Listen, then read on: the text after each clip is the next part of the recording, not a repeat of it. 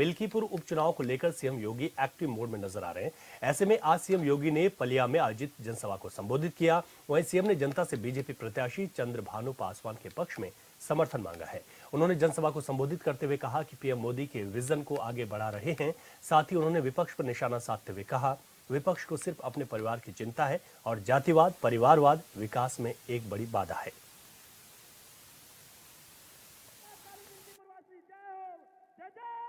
भारत में जन्म लेना दुर्लभ है और उसमें भी मनुष्य के रूप में जन्म लेना और भी दुर्लभ है।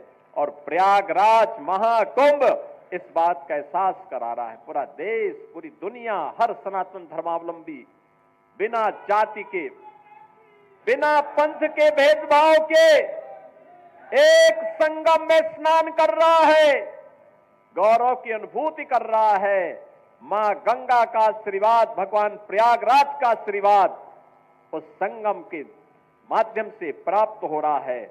और संगम का एक ही संदेश है, महाकुंभ का एक ही संदेश या त्रिवेणी का एक ही संदेश, एकता से ही अखंड रहेगा ये देश, एकता से ही अखंड रहेगा ये देश। बहनों और भाइयों, एकता के मार्ग में सबसे बड़ी चुनौती है जातिवाद, सबसे बड़ी चुनौती है परिवारवाद। और आज उसी परिवारवाद पर प्रहार करने के लिए मैं आपके पास आया हूं, उसी जातिवाद पर प्रहार करने के लिए मैं आपके पास आया हूं, आपसे अनुरोध करने के लिए, आपसे अपील करने के लिए। आपके विकास में बाधा है ये परिवारवाद और जातिवाद की राजनीति। आपके विकास में बाधा है ये बांटने की राजनीति। आपकी आस्था के साथ खिलवाड़ है परिवारवाद की राजनीति और जातिवाद की राजनीति। ये जातिवाद की राजनीति वे लोग कर रहे हैं, ये परिवारवाद की राजनीति वे लोग कर रहे हैं जिन्होंने केवल और केवल अपने परिवार की चिंता की, जनता जनार्दन की चिंता नहीं की। किसी दलित, किसी वंचित, किसी पिछड़ी जाति के व्यक्ति का, किसी का भी इन्होंने कभी उत्थान नहीं किया। याद करिए, अयोध्या जनपद का ही पुराना जनपद है अंबेडकर नगर जनपद, इसी से अंबेडकर नगर जनपद बना। और जब ये पुराना जनपद अयोध्या था तब इसी जनपद में पैदा हुए थे स्वर्गीय राम मनोहर लोहिया जी, डॉक्टर राम मनोहर लोहिया। लोहिया जी ने एक बात कही थी समाजवादियों के लिए। उन्होंने कहा था, संपत्ति और संतति के चक्कर में जो पड़े वह समाजवादी नहीं। आप मुझे बताओ, ये आज के समाजवादी तो संपत्ति के ही चक्कर में ज्यादा पड़े हैं। जो प्लॉट खाली है वह प्लॉट हमारा है, उस पे सब जगह इनके झंडे लग जाते थे, जगह जगह झंडे लग जाते थे, कब्जा कर लेते थे। इनका झंडा अपराधी और माफियाओं को बचाने के लिए था। और बहनों और भाइयों, इनकी सहानुभूति कभी किसी गरीब के प्रति नहीं होती है, किसी कमजोर के प्रति नहीं होती है। ये लोग उस हर कार्य का विरोध करते हैं। आप देख रहे होंगे समाजवादी पार्टी के अध्यक्ष का, पूर्व मुख्यमंत्री का बयान महाकुंभ को लेकर के, जब पूरा देश और पूरी दुनिया प्रयागराज की धरती की ओर आकर्षित हो रही है, तब ये रोज महाकुंभ के बारे में दुष्प्रचार करते हैं, रोज दुष्प्रचार करते हैं। यानी दुष्प्रचार करके भारत की आस्था के साथ खिलवाड़ करते हैं, आपकी आस्था के साथ खिलवाड़ करते हैं। याद करिए, 22 जनवरी 2024 को जब अयोध्या में आदरणीय प्रधानमंत्री श्री नरेंद्र मोदी जी के कर कमलों से 500 वर्षों का इंतजार समाप्त हुआ और प्रभु रामलला अयोध्या में विराजमान हुए, समाजवादी पार्टी ने तब भी विरोध किया था। समाजवादी पार्टी ने तब भी विरोध करके आपकी आस्था के साथ खिलवाड़ किया था। ये वही समाजवादी पार्टी है, ये वही समाजवादी पार्टी है जिस समाजवादी पार्टी के हाथ कार सेवकों के खून से सने हुए हैं, जिन्होंने सरयू मैया को कार सेवकों के खून से लाल करने का काम किया था। अयोध्या की गलियों में निर्दोष कार सेवकों पर गोलियां बरसाई थी। ये वही समाजवादी पार्टी है। अयोध्या में राम मंदिर का विरोध करती है, महाकुंभ का विरोध करती है। जब हम लोगों ने प्रधानमंत्री जी की प्रेरणा से अयोध्या के इंटरनेशनल एयरपोर्ट का नामकरण महर्षि वाल्मीकि के नाम पर रखा, समाजवादी पार्टी ने उसका भी विरोध कर दिया।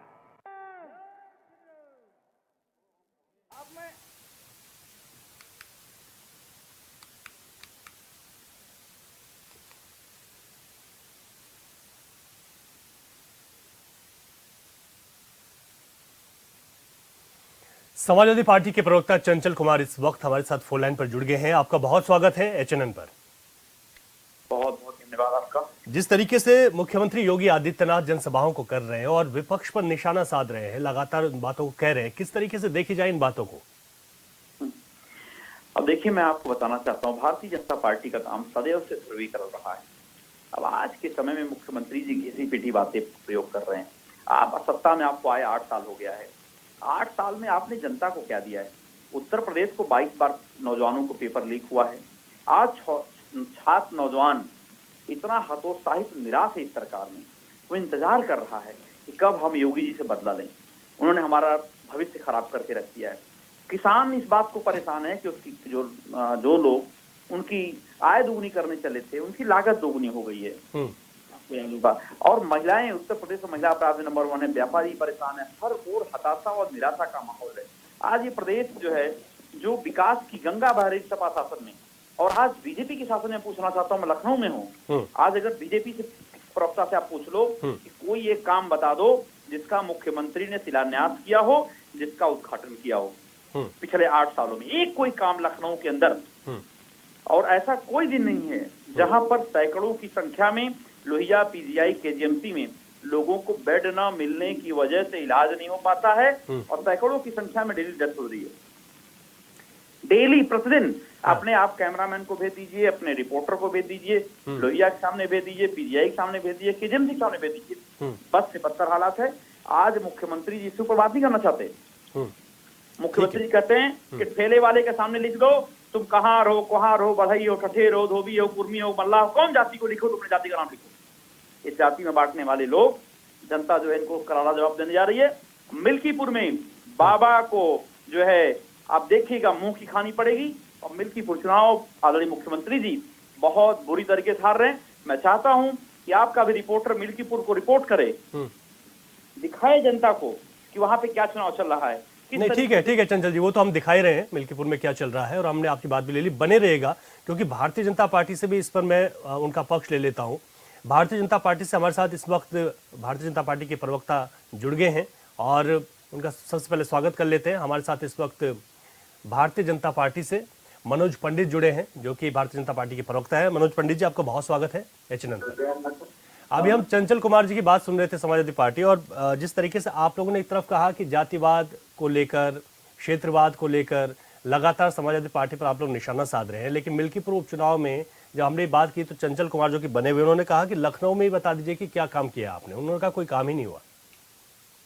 नहीं, अब ये समाजवादी के जो लोग हैं, इनके पास जो चश्मा है ना, उस चश्मे में तो इसी में काम ही नहीं हो रहा है। आप ये देखिए, जो लॉ एंड ऑर्डर की बात है, जो चीजें हैं, वो पूरा देश उत्तर प्रदेश को नंबर 1 प्रदेश कहने की बात कर रहा है। और समाजवादी पार्टी के जो मित्र हैं हमारे, उनको लग रहा है कि उत्तर प्रदेश में कुछ नहीं रहा है।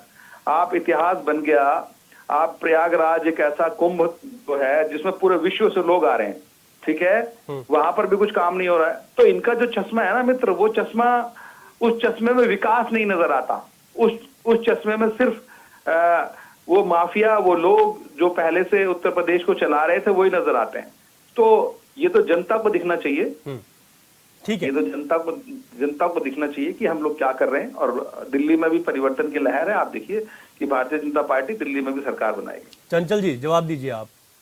इन लोग ये भारतीय जनता पार्टी ने ये भी कहा कि समाजवादी पार्टी वो पार्टी है जो माफियाओं के लिए आंसू बहाती है। जरा इनसे पूछिए कि मुख्यमंत्री के माफिया हैं उनका नाम 10 टॉप अपराधियों के नाम बता पाएंगे? इनसे पूछिए कि आपने अपराधियों के ऊपर लगाम लगाने के लिए क्या किया? इनसे पूछिए कि वाराणसी के जेल में जाकर के कौन हमारे हिंदुस्तान के इतिहास में ऐसा कोई मुख्यमंत्री बता दो तो जेल में माफिया के साथ बैठ के चाय पीता हो। आप मुझे एक ऐसा कोई व्यक्ति बता दो। आप मैंने सवाल किया बता दो मंत्री ने शिलान्यास किया उसका उद्घाटन किया, केवल विनाश करने के लिए बैठे मुख्यमंत्री जी। आज अगर आप देखो अयोध्या के नाम पर जिस तरीके से एक महंत श्रद्धेय नेताजी के बारे में इतनी गंदी टिप्पणी करता है और मुख्यमंत्री जी उसको प्रोटेक्ट कर रहे हैं। जिस सरकार ने जो देश की जनता की आवाज पर जो है उन्होंने श्रद्धेय नेताजी को पद्म विभूषण सम्मानित करने का काम किया और आज उसके ऊपर इतनी बड़ी टिप्पणी की जा रही है और उसको जेल में नहीं डाल दिया अभी तक। अब आपको याद होगा डबल माउथ स्नैक सरकार ये है, दो मुहा साफ वाली कहानी इनकी है।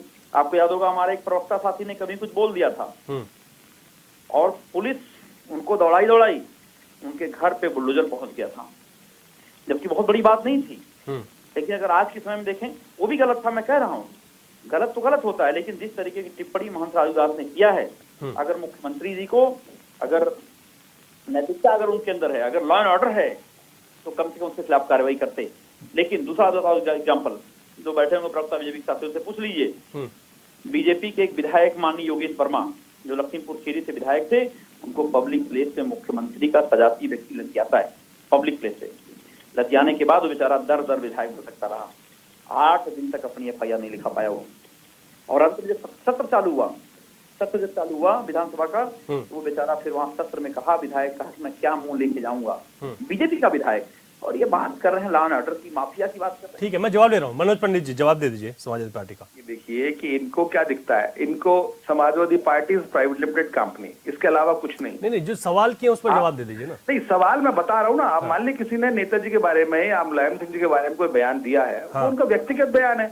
उस बयान में भारतीय जनता पार्टी का क्या लेना देना है? महंत राजू दास कोई भारतीय जनता पार्टी के सदस्य थोड़े ही है या उनका कोई भारतीय जनता पार्टी से कोई रिलेशन है। ठीक है, उन्होंने बयान दिया, आपने कार्रवाई की मांग की। अब कानून के तहत जो चीजें बनेंगी उस हिसाब से कानून कार्रवाई करेगा। मिल्कीपुर उपचुनाव में क्या स्थिति है भारतीय जनता पार्टी की? मिल्कीपुर चुनाव में देखिए स्थिति, देखिए पूरे अब वहां पर भी भारतीय जनता पार्टी की स्थिति बहुत मजबूत है और हम लोग लगता है कि वहां चुनाव। चंचल कुमार जी आपसे भी यही सवाल है, मिल्कीपुर उपचुनाव में आप लोगों की क्या स्थिति है? चंचल जी। हेलो जी, मैंने कहा मिल्कीपुर उपचुनाव में आप लोगों की क्या स्थिति है समाजवादी पार्टी की? देखिए मिल्कीपुर में पूरी तरीके से पीडीए के लोग लगे हुए हैं बीजेपी को हराने के लिए। और बता दूं आपको, जो जनरल में पीड़ित अगला हमारा है, पीडीए में पीड़ित अगला भी आता है, वो भी बहुत प्रताड़ित, हताश, निराश है। जिस तरीके से अयोध्या में इन्होंने विनाश किया है, लोगों के घर गिराए हैं, लोगों को बेघर किया है, लोगों को खून के आंसू रुलाया है इन्होंने। जिस तरीके से लोगों की जमीनें छीन ली गई, उनसे मुआवजा नहीं दिया गया। जिस तरीके से इनके भूमाफिया मेयर, इनके नेता जिस तरीके से 12-12 लाख की जमीन और 2.5-3 करोड़ रुपए में बेचे हैं ये लोग, वहां की जनता इंतजार कर रही है। जिस तरीके से अयोध्या में लोकसभा के चुनाव में बहुत बड़ा मैंडेट दिया था, बहुत बड़ा संदेश दिया था पूरे प्रदेश को, पूरे देश को, और आदरणीय मुख्यमंत्री जी उसके बाद से अभी तक संभल नहीं पाए हैं अयोध्या हारने के बाद। और मिल्कीपुर एक बहुत बड़ी हार की तरफ बीजेपी बढ़ रही है। ठीक है, समाजवादी पार्टी कम से कम 50,000 से ज्यादा वोटों से मिल्कीपुर का चुनाव जीतने जा रही है। ठीक है, आने वाले वक्त में ये सबके सामने होगा। शुक्रिया मनोज पंडित जी, चंचल कुमार जी आपका।